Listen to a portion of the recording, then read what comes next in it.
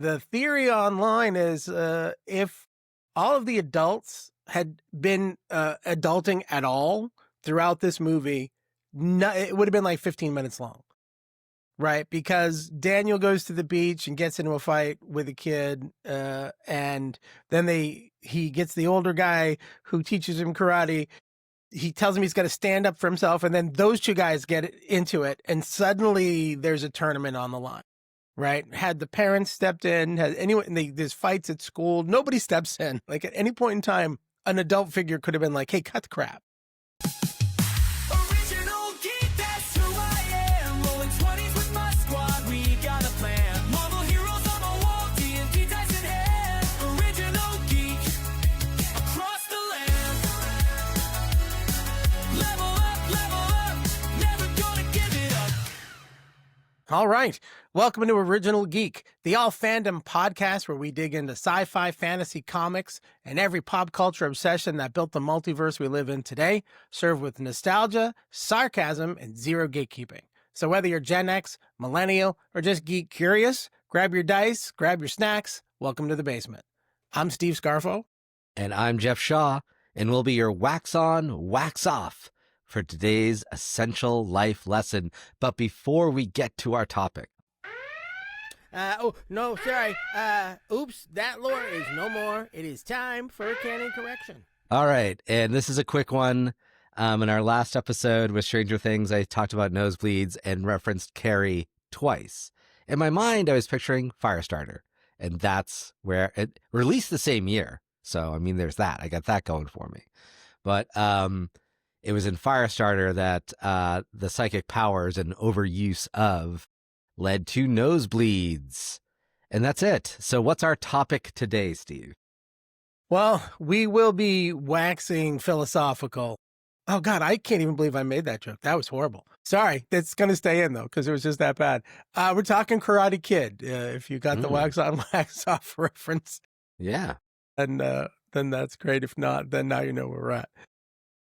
So I'm gonna start us with a question. I was gonna do it as like a statement, but more of a question. So here's the question for you, Jeff. The theory online is if all of the adults had been adulting at all throughout this movie, it would have been like 15 minutes long, right? Because Daniel goes to the beach and gets into a fight with a kid, and then he gets the older guy who teaches him karate.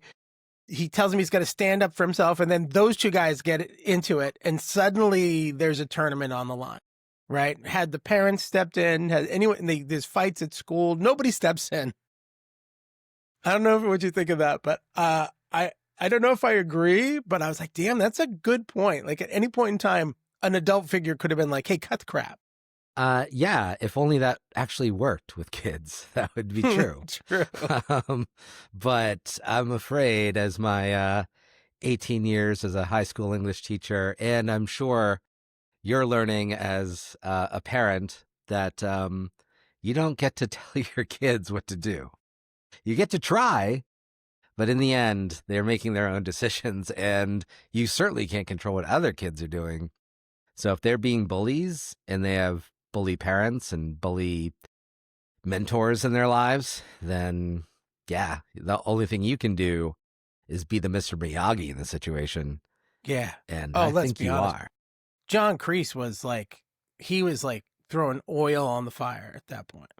There was no backing down for him.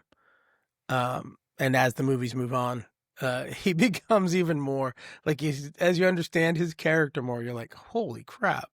Well, and there's a scene in Cobra Kai, which we're also referencing because it's part of the whole Karate Kid milieu, if you will. Pantheon. Where the kid with the Eli or Hawk, who has the lip, what is it? A hair lip. He has a hair lip, and he's getting bullied, and his mom's had enough, so she calls the school, and the school's going to make an announcement across the school to stop picking on, well, kids for what they look like, and he's like horrified because he knows now he's just going to get more crap So there's a parent trying to step in, trying to Right. fix the problem, but it's just going to get worse. So I disagree would be my.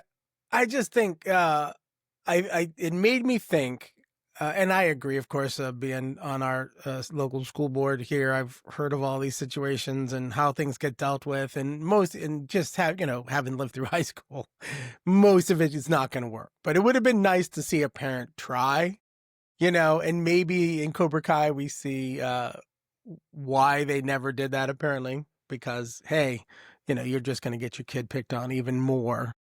It's like being the kid who tells, like, and I tell my kid, if you're getting picked on, just tell a teacher. And I don't think I would have told a teacher, to be honest with you, just because, back in the day, that's, it was licensed to be more mad at you than it was.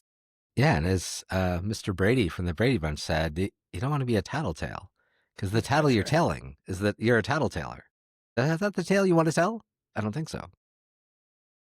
Was it really like that? It's from the Brady Bunch movie, not the show. Oh God, that's awesome. But we're talking Karate Kid just in general too. So, the first movie, I think, of course, back when we were kids, I didn't get in. I think it's 85. This was a time when movies like Rocky were coming out. There were always these underdog sort of movies where, in the first movie, Rocky became such a phenomenon. People forget Rocky was the underdog. He was a guy who was just an up and coming boxer, and him winning that battle. Actually, he didn't even win in the first one. He just fought a good fight and he got through it. And so the idea that the underdog can come out was a lot of the themes of a lot of movies in the 80s. So I think this one hit. And of course, it being about a teenager hit with us, of course, more than for most. But Well, yeah, and Rocky came out in 76, and I see the Karate Kid as our Rocky, our 80s Gen X Rocky. Not that we didn't watch Rocky as well when we were kids, but and like that and got into that, but we're a teenager right when Daniel San is a teenager. Like it really we were pretty much the same age as that, and so we could really identify with this movie, especially those of us who were Gen X geeks, who might have been experienced a bit of bullying, not to the extent that he did. I mean, this is an extreme case. I mean, the Cobra Kai guys were such jerks, and the actors who played those roles were perfect. I hated Dutch, Tommy, Bobby, and Johnny. They were like the looks on their faces. They were the most punchable, hateable guys ever. well, there's My one God. guy, I think he ends up like a sad story in Cobra Kai. Mm-hmm. But Yes. he was the guy. That's Tommy. Is that Tommy? Garrison. When in the original Karate Kid movie, when he does the sweep the leg movie, he's the guy on the side with the that's right. Exactly. Like he's so excited that Johnny just like did a cheap shot and possibly broke this kid's knee. Like he's like such a douchebag. Yeah. They played those original roles Karate Kid was so 84. well. So yeah, And I do wonder, because this has happened allegedly to like another actor who played Joffrey in Game of Thrones. When you're such a hated character, it almost ruins your acting career. It Because can't help your people life much. either. literally hate you, and you can't get past it. Like it's hard to take on a new role and do something different. And the same can't be said for Draco, because in Harry Potter, even though there's obviously people don't like that character, but there's a bit of redemption for him that isn't for Joffrey. And I know we're talking other, but it's No. The point is like these actors did not get another major role that I know of, but they played those roles really, really well. I hated them so much. Yeah, the connection, of course, and I agree, is Ken, and I think those characters got redeeming arcs in Cobra Kai, but that's years and years later they get those redemption arcs. But yeah, I agree, especially Kreese, who actually gets a little bit of a redemption arc himself in the later seasons of Cobra Kai. but the holy shit, in those first two movies, you just want him punched in the face. Yeah. And there's nothing more satisfying than at the end of, actually, I don't even remember. It's not at the end of Karate Kid. I think it's the beginning of Karate Kid too, because it picks up right as the tournament's over. And they go out to the parking lot. Kreese is berating Johnny. He's like, "You're such a loser. Why are you doing this?" And Miyagi, of course, feeling bad, steps in, and Kreese tries to punch him. And all he does is step out of the way, and Kreese puts his hand through two car windows. And it's such a satisfying moment of, fuck you, dude. You know what I mean? Oh, it's just good. It kind of made me think about this being the Wicked of the Karate Kid. Like Wicked did for the Wicked Witch, what for Wizard of Oz, just this kind of redemption, like telling that side of the other side of the story. Cobra Kai does that for, well, all of those Cobra Kai jerks. They get their bit of redemption. Yeah. Yeah. Yeah. And we have a Geek Court coming up, and I think they actually address some of that Geek Court question in Cobra Kai. So, yeah, I mean, it's movies like that, like Maleficent, and there was actually a Dracula movie that actually paints him not as a victim per se, but you understand the circumstances behind why they became the douchebag they were when you saw them in that moment. But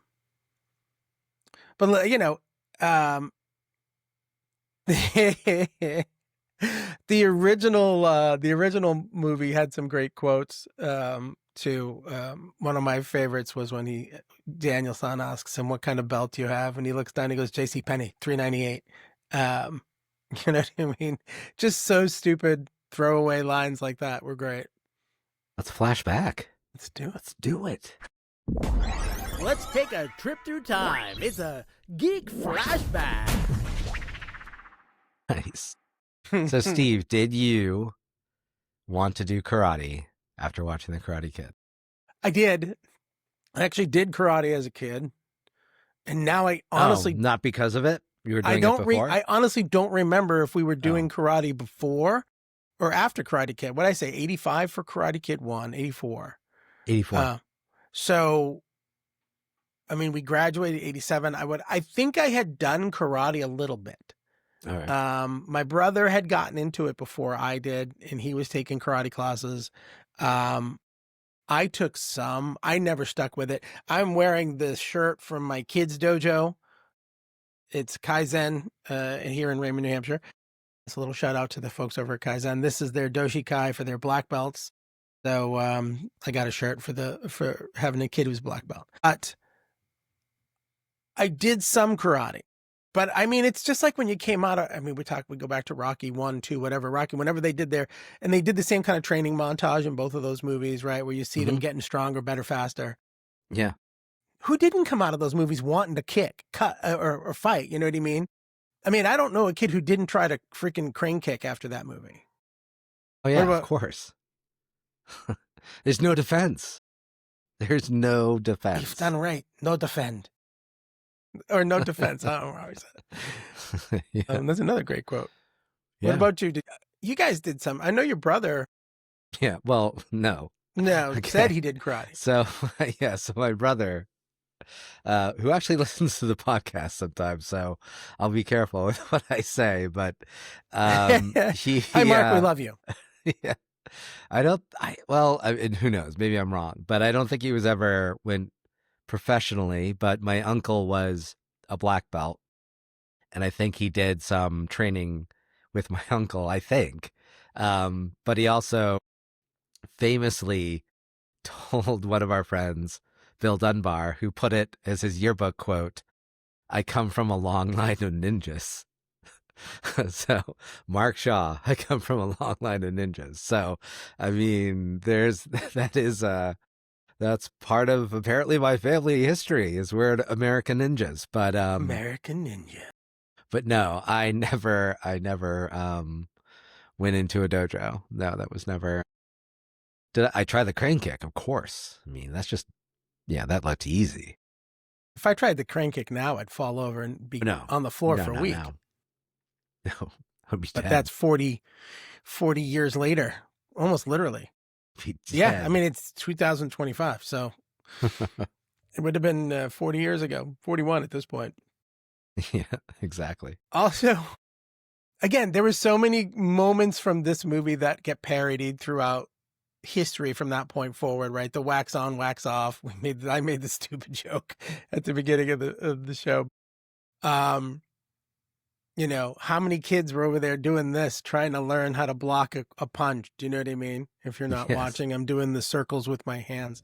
And then there's always, you know, we're teenage boys. It was wax on, wax off. You know, it was, one day my kids are going to watch that and go, Dad, really? Yeah, I mean, there were so many things I identified with from this movie. Like, I didn't have a car, I didn't have a license, and I had to have, yeah, if I wanted to go on a date, had to get my mom to drive us, like, to the movies or to the mall, just like in Karate Kid. I mean, it seemed to capture, you know, as this geek flashbacks about nostalgia. I could really identify with him, all except for the karate part. I couldn't do that. So I was just the nerdy kid who couldn't defend himself. But other than that, same. It was thing. like Karate Kid without the karate. Without the So karate, it was just you the were just the kid. kid.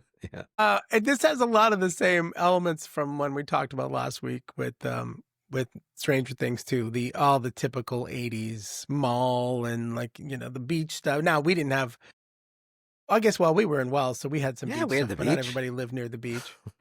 But there was always the, you know, the beach stuff. The karate tournament, to me, I know it's the basis of the movie, right? It's the whole, from about 15 or 20 minutes in, it's the reason the rest of the movie exists. It's them trying to get him prepared and strong enough. But what surprised me, in looking back at it, is it seemed to me, and I never understood why I never saw it in our area, but like karate in this movie, and maybe it really was in Southern California at the time, it was like high school football in Texas, right? Everybody was into it. Who was the best? Like, they had crowds of people in the stands, and it Mhm. was, you know, they played it off as if it was like a professional level sporting, this teenage, you know, karate tournament. Now my kids have done some tournaments and they are not attended like that at all. This is, you know what I mean? There are Well, I family think there, that's of course, why in people Cobra cheering. Kai, they say this used to be a really big deal back in the 80s. Like, Yeah. just so you know. Was it really? I don't know. I don't think it was. But I do like that in Cobra Kai. They do try to explain some things. They try to do a little retro fix.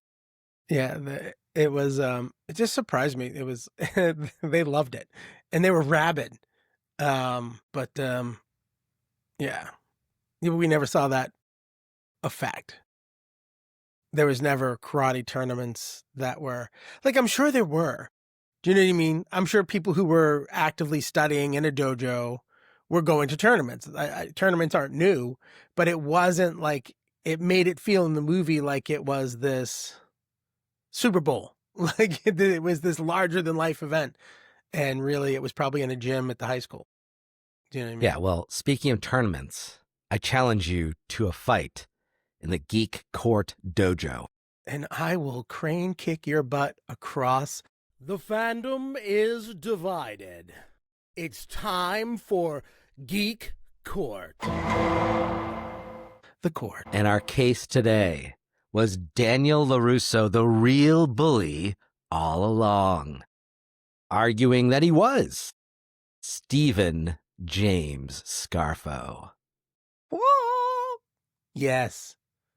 I think Daniel was partly his own worst enemy. I think Daniel, he escalates at the beach, right? He's trying to impress this girl. And, you know, listen, Johnny comes in like a douchebag, but that's just Johnny. And you know what I mean? They used to date. So Daniel sees this girl, really likes her. Johnny comes in, sees her with another dude and starts being a jerk. But it's Daniel who throws the first punch. Daniel's the one that instigates the fight. He could have just let the guy be a douchebag and walk away, but he felt like he had to stand up for this girl and impress her. And so he sort of causes all of the events that happen from that point forward, when Daniel throws that punch, he brings on, they were already, we talked about it, jackasses before. So you've turned a whole gang, I'm going to call them, of guys who are already dickheads against you because you've attacked their leader and with zero skill and zero backing. And then he gets his ass kicked. And then he's all upset that he got into a fight he shouldn't have been in to impress a girl he didn't know. And then it becomes a vendetta. And so I never thought about it like this in the moment during when it was because, they push him up as the hero. But I do think, Jesus, maybe if he'd never thrown that first punch, I mean, granted, we wouldn't have had decades of great entertainment, but I don't think there's any more movies after that. Prove me wrong. Prove me wrong. Yeah, easily. So just in case anyone's wondering why are we even arguing this, is actually a theory out there. Yes. This is floating out there in the interwebs as a theory that Daniel LaRusso is the real bully. And that actually is part of what Cobra Kai was influenced by, was this idea, this stupid idea that Daniel LaRusso is the real bully. So that, yes. So he did throw the first punch because he was defending, Allie, who played by Elizabeth Shue, who was the ex-girlfriend of Johnny, and Johnny was trying to steal her radio. And so, yeah, there was that first punch, okay. But still, he was doing it to defend Allie. And then Johnny and his gang run over the radio, destroying it. They beat him up, and so they were the aggressors in that moment. And even though physically he threw the first punch, I think that's okay. And everything after that, there is no redeeming qualities to Johnny until the very end of the movie. So at the very end, just to show you that Johnny knew he was the bully and he was wrong and being pushed into this by John Kreese and Cobra Kai mentality, when Daniel wins with that illegal kick to the face, Johnny gets kicked in the face, loses to an illegal kick, and is handing the trophy over and like, "You're a good guy. This is for you, buddy." He's like, you know what? It's cool. I deserve it. I've been a jerk this whole time, and you have been the victim. Here you go, buddy. Here's your trophy. So there it is. That's freeze frame on that moment. You can see Johnny. He's like, kicked in the face. It's all yours, buddy. It's funny because we could have had two different geek courts, because that's another big controversy. Was it actually an illegal kick? Because a punch to the face, 100% it was. I mean, a punch or kick to the face was a good point. They didn't. What? There was no face contact, right? There was no rule that said they couldn't hit in the head.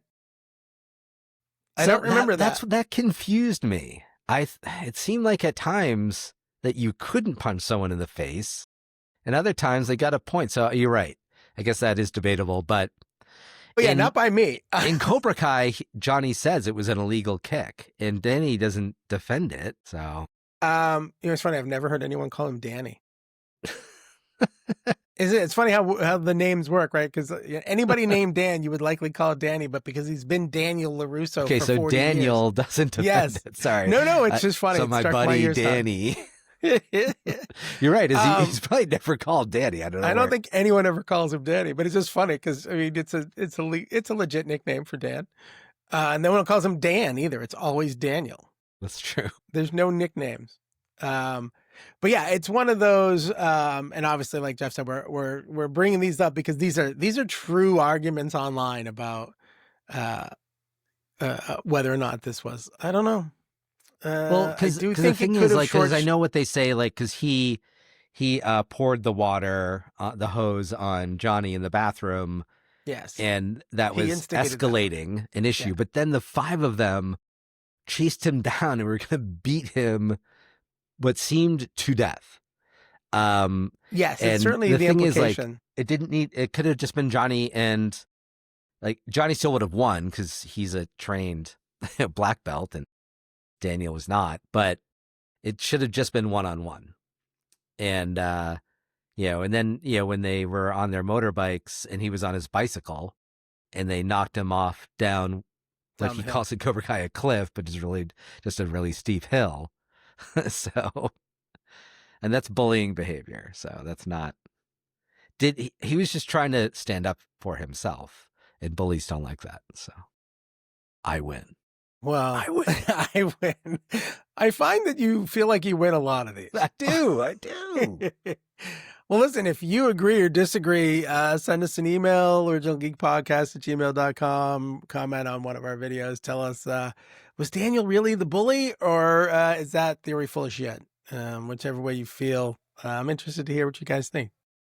But for now, Dust it off and geek it out, because it's a basement treasure. They're digging in the wrong place. Right.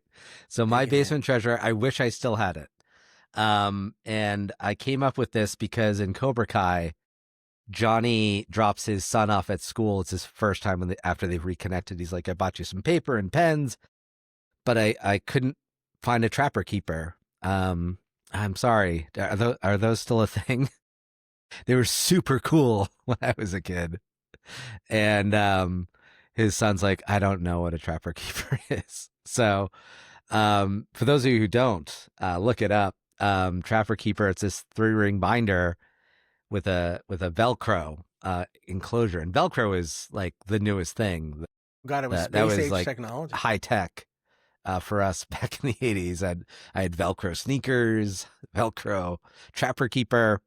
It was just a 3-ring binder with at least mine had like this 80s abstract design on it, but some people had like tigers and rainbows and unicorns. And yeah, if you had a cool trapper keeper, man, you were the shit.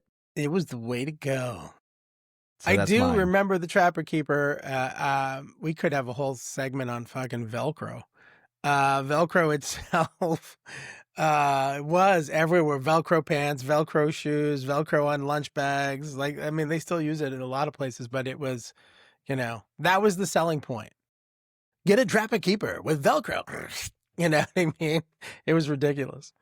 So for me, it sticks with the first movie, and I think just the Mr. Miyagi of it all, right? He became this iconic character pretty quickly.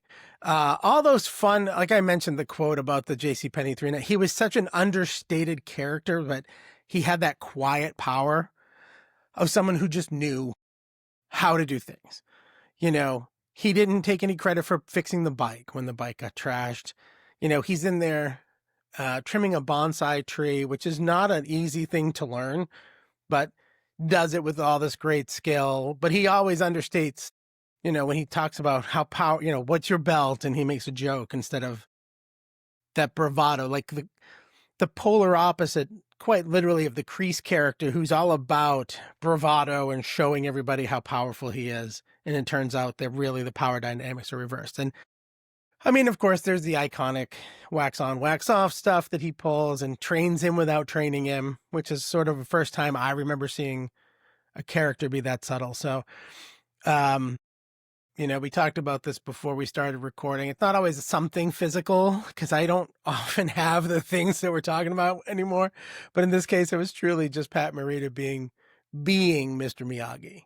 And the funny part is, I knew Pat Morita from the old Happy Days TV show. He was Arnold, who owned Arnold's, the restaurant all the kids in Happy Days went to, if that's even older for you, the rest of you guys who are listening. But I knew him as a goofy, funny. He was the wisecracker. He usually got the fun punchlines in that show.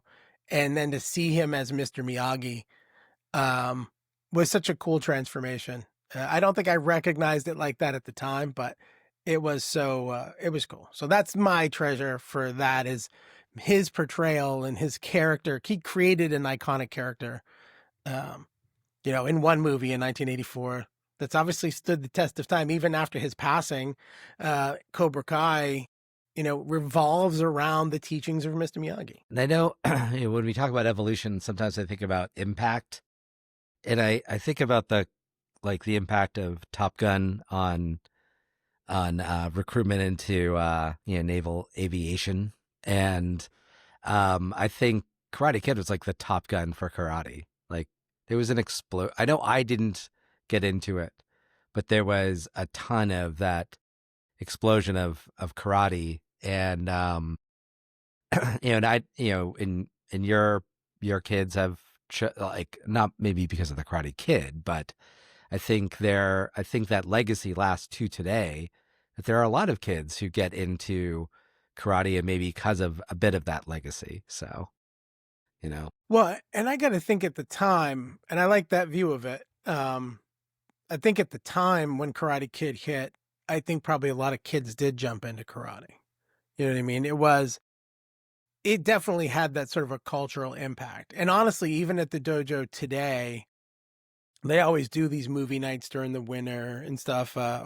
Sometimes they'll have like special things, and 9 times out of 10 they'll watch like an old karate movie, and they've watched a couple of the Karate Kid movies at the dojo, so that it still has that impact 40 years later, because the people who were running the dojo remember the movie and bring it forward. And so, and again, and all the times we talk about how technology and the sharing of media becomes so simple in 2025 that it's easy to say, oh, I'm just going to go stream this movie. I'm not going to dig too far into having to find a rental place that actually had a copy when you ever wanted to watch it. Now we just put it up on our phone.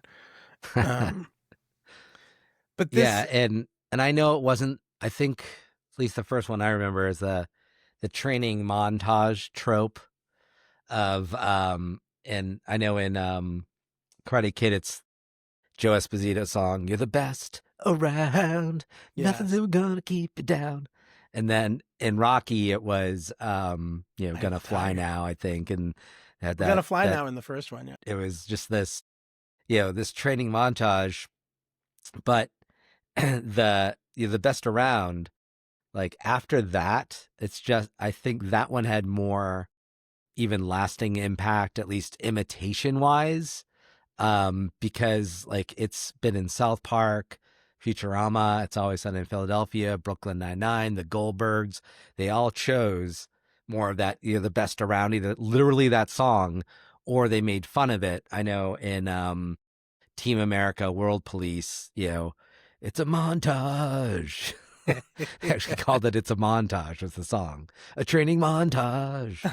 And they used more of an 80s sound, not that 70s "You Gotta Fly Now." So I think I think it's a good indicator of the level of impact. We're talking about impact, right? The level of impact that any I'm going to call it piece of media, because I don't want to limit it to movies, right? Anything that has an impact so far ago to today, where people are still using it, whether for reinforcement or to make fun of it, because it means it's still relevant. Like the training montage is a trope that's still relevant. The Gonna Fly Now, Eye of the Tiger, the idea of the crane kick and wax on, wax off. These are elements of movies that still live in pop culture 40 years later. That to me that's a clear indication of you hit that shit out of the park, right? You had a movie, you had a piece of storytelling. That's what it all comes down to. That was so impactful that people go, holy shit, that was awesome. And they pick a side, whether they want to goof around with it or make it serious, but they always find a way to bring it back.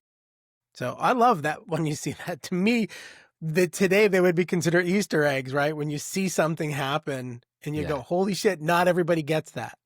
Yeah. And those are more fun for me, I think, because I know people see it and don't think about it. But, folks like us who are like, oh my God, that's from that. I can't think of a great example, but you know what I'm talking about. Yeah, absolutely. So we're in the evolution. We're talking about the series of films. So, Karate Kid, of course, we've talked about Karate Kid 2. They go to Okinawa, and he loses his old girlfriend and gets this new girlfriend in Okinawa, played by Tamlyn Tomita, who is I had a huge crush on this girl because we were all teenagers at the same time. And I remember seeing her in a bunch of stuff. But then we jump into 1989 for Karate Kid 3. And the question I have, because there were two things that happened before Cobra Kai. And I guess there might even be three. I have a list here that only has two others. But so the first three movies are all Daniel. Mm-hmm. It's all this straight through storyline. And that's, that makes the most sense. You have a popular character, you keep telling stories. In the fourth movie, which came out 5 years later, 94. So, 10 years after the original, not a Daniel story. Hilary Swank, the next Karate Kid. And then they did a remake in 2010 with Will Smith's kid. Jaden, yeah. And tried to call it the Karate Kid. And it wasn't a bad movie, but it was not the Karate Kid. It was, I think it was even Jackie Chan was the mentor. Mm-hmm. Yes. And it was a different kid, and they moved from America to China. It was like literally a reverse Karate Kid. I almost wondered if what they were trying to do, because of the emerging Chinese market for American films, is try to create something that would, sell in China. That's Just what a straight marketing ploy. Yeah, because I think Will Smith is one of the producers of Cobra Kai, so I think that family was already interested in the Karate Kid, and maybe this was an idea, and they thought, well, hey, maybe we could create a new franchise and see some sales in America, but because it's in China and there's Chinese-speaking characters and Chinese actors, that we're gonna get a market there too. Didn't work, but I think that's what they're trying to do. It wasn't a great movie, and I don't think Jaden Smith is a great actor. I think if he didn't have a Will Smith as a dad, he wouldn't be leading any movies. Like, he's okay. And he's not like he wasn't like unbelievable, or like it wasn't like a trash B or C movie. It was a good movie, but I don't think Jackie Chan's great, and it didn't work, right? Yeah. So. Yeah, like he couldn't carry that story. And with Jackie Chan especially, like he makes entire goofy movies where, he's just him bouncing off walls and climbing shit and flipping around, and he couldn't keep that movie alive. But then in 2018, Cobra Kai starts on YouTube. Yeah. For 2 years. Yeah, it was just a little project that they decided, let's make it and we'll stream it on YouTube. Very low budget. And again, we start to hear the story of Johnny, and we hear about Daniel being a bully from his perspective. And we start to get all this other stuff we've talked about for these other characters. But they just released, it's not even in my list.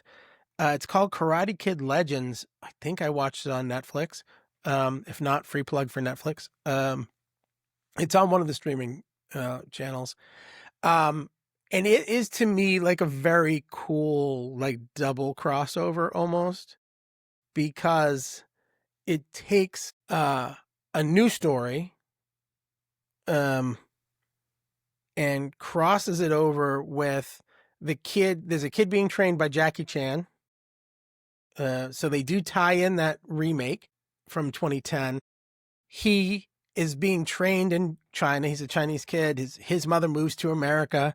And he's in New York City, and he starts getting involved with a girl there. And of course, there's troubles because of her old boyfriend, who's a karate guy, very similar to the original Karate Kid story beats.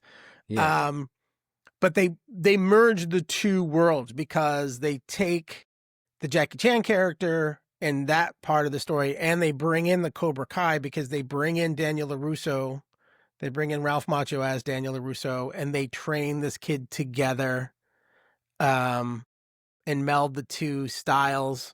And they, it's a 2025 style. It almost reminded me of a video game kind of set where it was like random fights at random spots around the city. So they had all these kind of unique, it reminded me of like a Street Fighter game where it was like you're fighting in the basement or you're fighting on the top of the building. Like it was still fun to watch. Not a superb movie, but a good movie. Okay. But they I just think it was a cool, and I don't know if it'll be a button on the whole thing. I don't know if they're trying to start something new or if it was sort of like, let's wrap all this together and make one final push. If you haven't seen it, Karate Kid Legends, it's worth the watch. It's fun. Is that your message to the new generation?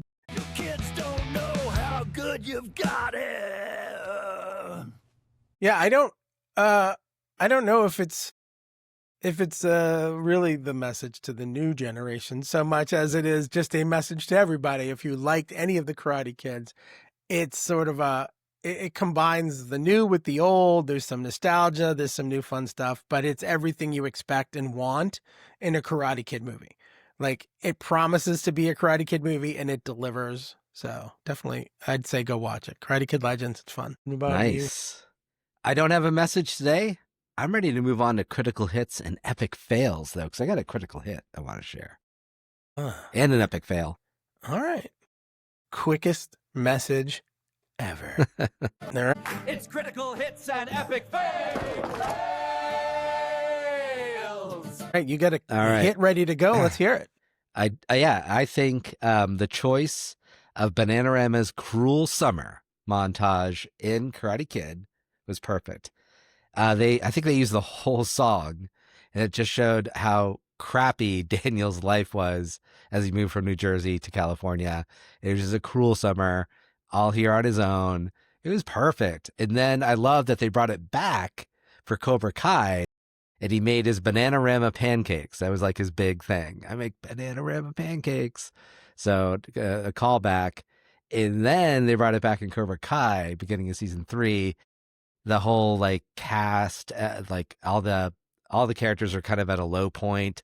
It's a cruel summer. It doesn't land quite as well as it did in the movie, but I did appreciate the callback. So I think using Bananarama's Cruel Summer was a critical hit.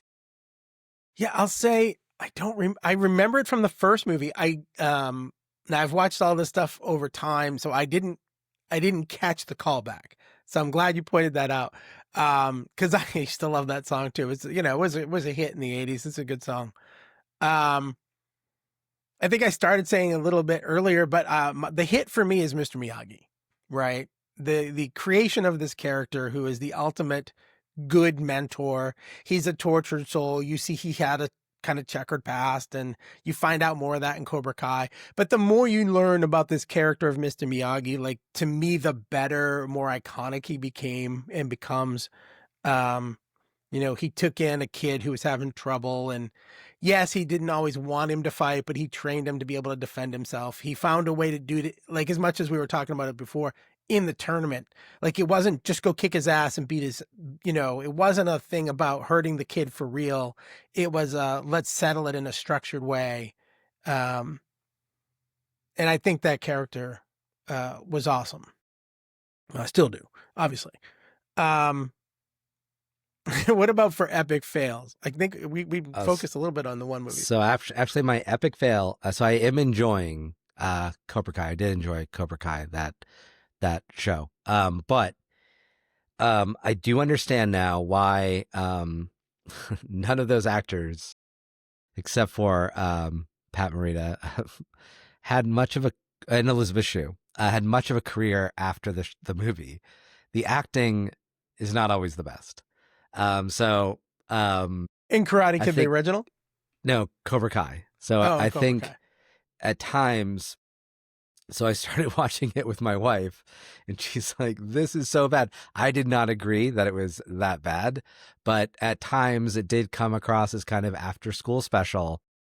Then, but I was definitely willing to let it go, because I was really enjoying the nostalgia of it all. And I think it's a good show and a good watch. But in season 2, at the end of it, the high school drama part of it became very soap opera for me. And I felt like that subplot, as we got more into the teens characters and less into Johnny and Daniel, that I felt like, oh man, come on, I just need to get me through the teenage drama stuff. Let's get back to Danielle and Johnny. And yeah, so that I was a little, for me, that was a bit of a fail for the Cobra Kai series, but overall, it definitely entertaining, full of nostalgia, and generally a great like redemption story for a lot of those characters. So definitely worth a watch still. So I don't mean to like totally cast aspersions, but I have to agree that at times some of the acting was a bit after school special for those of us who are Gen X and remember those, and or soap opera, as we all know what those are. Yeah, I think there's a lot of inconsistency in the series, just to stay with Cobra Kai. But again, the first season was shot on a shoestring budget for YouTube. So it wasn't like they had a budget to pull top name actors, right? Mhm. I think, I forget the kid's name who plays Johnny, but he and Machio were like the drivers behind it. They wanted to continue telling the story. And so Yeah. they found a way to do it. And they, I say shoestring budget, God knows it was probably a couple $1 million the way they shoot things in LA. But, yeah, I'm sure we're going for new actors. Peyton List, who plays, oh God, I can't She's remember. in School Spirits. She's in School Spirits, but she was a Disney kid. She was Oh, yeah. on the TV show Jessie. My kids love that Jessie show. She was one of the kids. And then there was a show called Bunked, which came after. So she's a kid that's been acting her whole life, but I don't know that she was beyond a Disney kid. And it was an ensemble show, so it wasn't like it was Hannah Montana where she was the star of the show. And I'm exposing way too much of how much I know about Disney shows. But the fact is they didn't have a lot of like actors who people would recognize. And I think that comes from, they didn't have a lot of budget, but now that it blows up in season 1, season 2 gets picked up by Netflix, and now they have a budget, but they have these established characters. Like, I felt it was probably the right way to go to not replace people. And they ended up adding more characters who were like real actors and stuff too. But yeah, there was definitely an inconsistency. In true epic fail, as much as I love the fact that they blended it into the most recent movie, I don't know if I liked the 2010, the Jaden Smith. I think it hurt. I love Jackie Chan.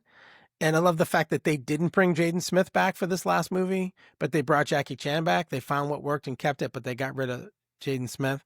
I just think it didn't.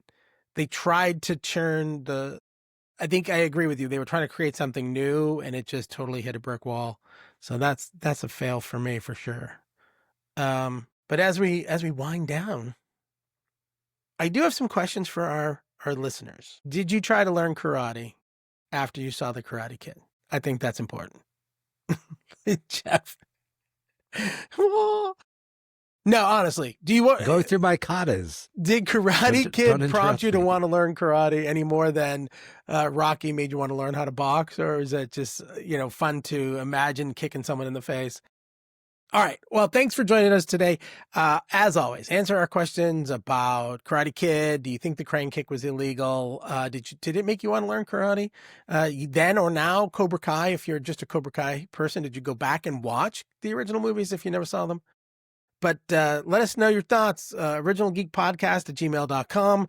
Check us out on originalgeekpodcast.com/merch for all our great episode inspired shirts. Got a great new Stranger Things inspired shirt that just dropped. We will have a Karate Kid inspired shirt coming up soon. And follow us on Twitter, Instagram. Please do all the likes, interactions, comments. Everything that you do out there helps us boost our audience and get more folks listening into our goofy and fun conversations. So thanks for joining us today. Strike first, strike hard, no mercy, OGs.